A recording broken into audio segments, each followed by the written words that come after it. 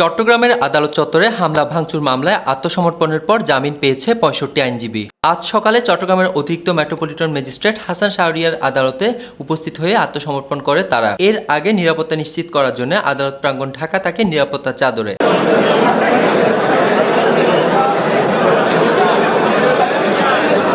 বেলা 11:30টায় ৬৫ আইনজীবী আদালতে আত্মসমর্পণ করে জামিন আবেদন করেন এবং আদালত শুনানি শেষে জামিন মঞ্জুর করে। জানা যায়, নিহত আইনজীবী সাইফুল ইসলামের ভাই খান আলমের করা মামলায় আত্মসমর্পণের আবেদন করে ৬৫ আইনজীবী।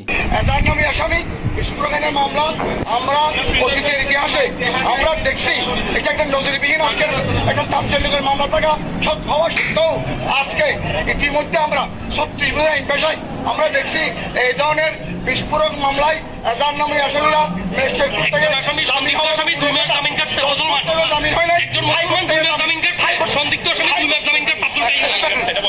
থেকে জামিন পেয়েছে। কিন্তু আজকে কোন উদ্দেশ্য কারণে আমরা যেটা বিস্ফোরণের মামলা, এই মামলায় একটা বিশেষ ক্ষমতার মামলা হওয়া সত্ত্বেও বিজ্ঞ আদালত আমাদের বক্তব্য শোনার পর কি কারণে উনি আজকের সিএস পর্যন্ত ৬১ জন আসামিকে জামিন মঞ্জুর করেছেন।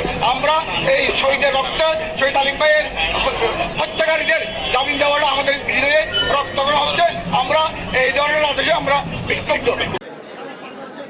আকাশ বড়ুয়া, চট্টগ্রাম পোস্ট।